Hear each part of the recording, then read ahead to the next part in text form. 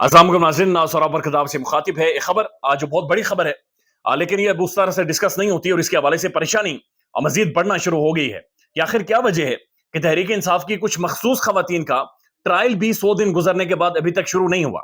यानी तैयबा राजा, सनम जावेद, खदीजा शाह, अलिया हमजा या मुख्तलिफ और खवातीन जो अंदर हैं, उनका अभी तक, ये यंग लड़कियां हैं बहुत सारी, लेकिन इनका ट्रायल भी अभी तक शुरू नहीं हुआ। यानी इनके अदालती मामलात अभी तक शुरू नहीं किए गए और ये 100 दिन हो गए हैं, ये जेलों के अंदर मौजूद हैं। किसी के 95 दिन हो गए, किसी के 100, किसी के 106, किसी के 107, इतने दिन हो गए हैं, लेकिन ये लड़कियां जेलों के अंदर मौजूद हैं और इनका ट्रायल भी अभी तक शुरू नहीं हो सका। तो इस हवाले से परेशानी बढ़ती जा रही है कि आखिर बुनियादी वजह क्या है, कि चूंकि बताया जा रहा है कि इनके साथ जो मुख्तलिफ और खवातीन थी, उनका ट्रायल भी चला और उनकी जमानतें भी हो गई हैं, उन्हें रिलीफ भी मिल गया है, लेकिन ये मखसूस खवातीन हैं जो कि जेलों के अंदर मौजूद हैं। परेशानी इसलिए बढ़ रही है बहुत सारी चीजों को लेकर कि आपको याद होगा, राना साहब ने एक प्रेस कॉन्फ्रेंस की थी रात की तारीकी में आकर, और उन्होंने बहुत सारे खतरे और खदशात का इजहार भी किया था।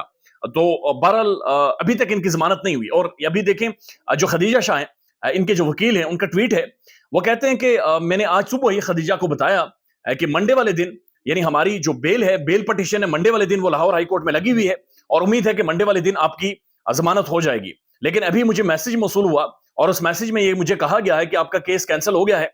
और ये 6ठी दफा है कि हमारे साथ यही कुछ हुआ है। या तो बेंच तब्दील हुए हैं, या फिर रियासत के या स्टेट प्रोसिक्यूटर ने आकर कहा कि जनाब मेरी तबीयत ठीक नहीं है, मामलात को नहीं सुन सके, लिहाजा एडजॉर्नमेंट ली गई और मामलात को आगे ले जाया गया। लिहाजा वो ये कह रहे हैं कि 6ठी दफा है।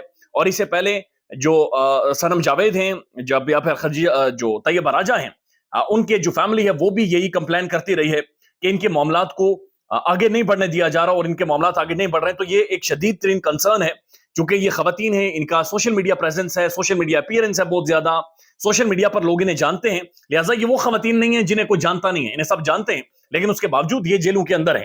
यानी हुकूमत चेंज हो गई, नई हुकूमत आ गई, लेकिन उसके बावजूद भी हम देख रहे हैं कि इनके साथ किसी भी हवाले से जो अदालती मामलात हैं वो आगे नहीं बढ़ रही, एक जगह पर रुके हुए हैं। तो आखिर ये क्यों रुके हुए हैं, क्यों ये मखसूस खवातीन ही जेलों के अंदर मौजूद हैं और क्यों इनके मामलात आगे नहीं बढ़ रहे? ये शदीद परेशानी है। और ये लेट्स सी, अल्लाह करे कि ये मामला ठीक हो और इनका केस अदालतों में सुना जाए। इमरान रियाज खान, उन्हें भी एक लंबा तकरीबन 107 दिन हो गए और उनके बारे में भी कोई इतलात नहीं है।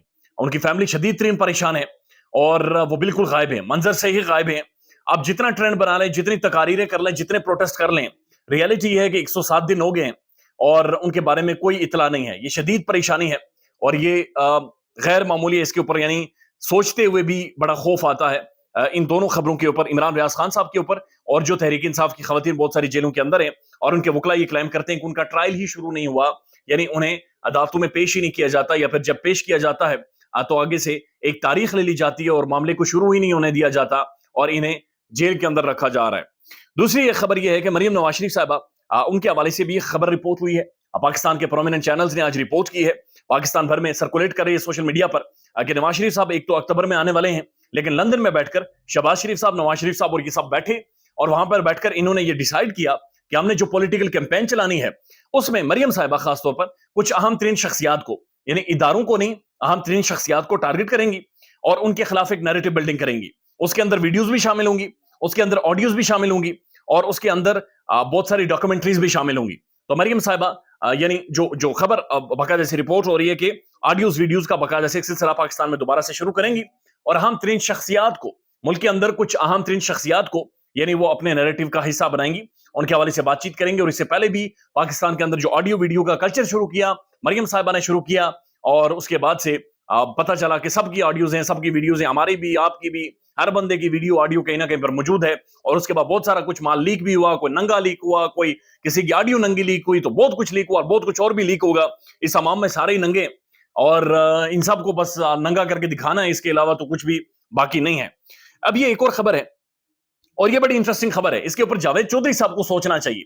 जावेद चौधरी साहब आजकल एक मखसूस ड्यूटी कर रहे हैं, बुशरा बीबी का बेडरूम, उसमें किधर से राख मिलती है, उनकी पर्सनल डायरी के पन्ने नंबर 32 पर क्या लिखा हुआ है, 26 पर क्या लिखा हुआ है, जावेद चौधरी साहब पढ़ते हैं, हमें बताते हैं और कौन सी राख उनके बेड के पास से मिली है। बेडरूम का दरवाजा चिनी करके खुलता है, पड़ी करके बंद हो जाता है। तो जावेद चौधरी साहब को इस स्टोरी के ऊपर काम करना चाहिए। पाकिस्तान के प्रोमिनेंट यंग जर्नलिस्ट हैं असदुल्ला खान साहब, उन्होंने इसका जिक्र किया है अपने एक वीलॉग में।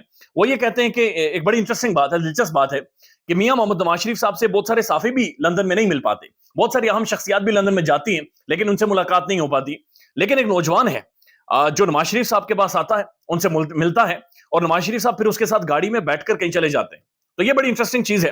وہ کہتے ہیں کہ کل بھی بتایا جا رہا ہے کہ کل بھی وہ نوجوان آیا، یعنی اس نوجوان کے آنے سے پہلے بتایا گیا، جو میڈیا والے لوگ موجود تھے انہیں یہ خبر پہنچائی گئی کہ ایک مہمان آنے والے ہیں، لہٰذا آپ میں سے کوئی بھی نہ تو تصویر لے گا نہ ویڈیو بنائے گا، کیونکہ وہ مہمان نہیں چاہتا کہ اس کی ویڈیو یا تصویر بنے.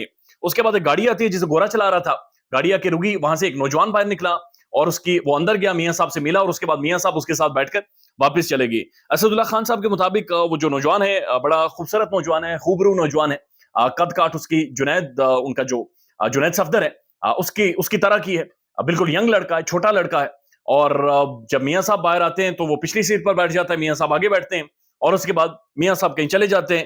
اس کے بعد انہوں نے سوال پوچھا کہ یہ پتہ نہیں اب پھر کون سا نوجوان ہے، اور یہ میاں صاحب یعنی جس کے ساتھ جاتے ہیں، اوبیسلی اگر آپ جا رہے ہیں تو کافی پیتے ہوں گے، چائے پیتے ہوں گے، واک شوق تھوڑی بہت کر لیتے ہوں گے. تو انہوں نے سوال پوچھا ہے کہ یہ نوجوان کون ہے جو ملنے آتا ہے. تو میری نظر میں میرے خیال میں شاید کوئی ٹرینر ہوگا یا پھر کوئی ایسا ڈاکٹر ہوگا جو کہ ان کی فیزیو کرتا ہوگا، فیزیو تھراپی، چونکہ بعض اوقات سم ٹائمز آپ کو ضرورت ہوتی ہے آپ واک کریں، پھر ساتھ آپ کا کوئی کاؤنسلنگ کر رہا ہو یا پھر آپ کو ہیلپ کر رہا ہو، میرے خیال میں واک کے دوران یا پھر کوئی ایکسرسائز کے دوران. تو یہ اسد اللہ خان صاحب نے سوال پوچھا. لیکن جو بڑا لارجلی کوسچن ہے اس کے اوپر بہرحال جاوید چودھری صاحب کو کام کرنا چاہیے، چونکہ وہ بڑا ایک دیکھا ہے ہم نے، ایک پوٹینشیل ان کے اندر ہم دیکھ رہے ہیں کہ اس طرح کی سٹوریز کو بڑا اچھے طریقے سے وہ کر سکتے ہیں اور بیان کر سکتے ہیں کہ وہ نوجوان کون ہے، وہ کیسے کپڑے پہنتا ہے، کیسا دکھتا ہے، کس انداز میں جاتا ہے، کس انداز میں آتا ہے، اور وہ سارے معاملات وہ جاوید چودھری صاحب ٹھیک طریقے سے کر سکتے ہیں. لیکن لارجلی جو کوسچن ہے وہ ظاہر ہے تحریک انصاف کی ان خواتین کے حوالے سے ہے جو اس وقت بھی جیلوں کے اندر موجود ہیں. خیال رکھیے گا اپنا. اللہ حافظ.